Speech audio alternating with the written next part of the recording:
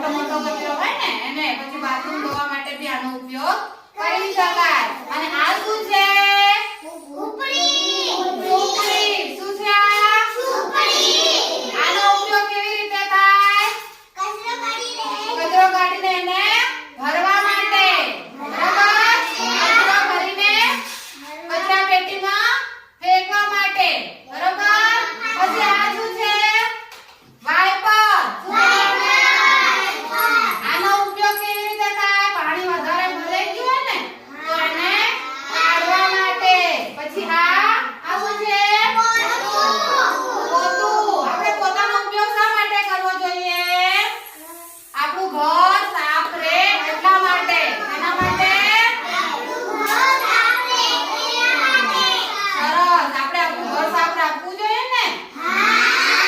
પછી આપણા જૂના ફાટેલા કપડા હોય ને એનું બી આપણે પોતું કરી શકાય. તમારે જોડે આવું ના હોય પોતું તો જે તમારા જૂના આવા ફાટેલા કપડા હોય આ જે કોઈ ફાટેલું છે તો હમણાં આપણે એને પોતું બનાવી દીધું. શું બનાવી દીધું? તો આને આપણે પોતું મારવા માટે ઉપયોગ કરવાનો. કેવી રીતે પોતું મારવાનું?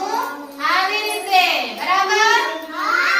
હવે તમે બધા તમારા ઘરમાં સ્વચ્છતા રાખશો ને?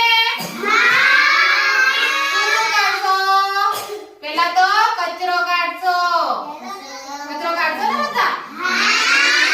હવે બધા પોતાના ઘરમાં પોતું મારશો ને?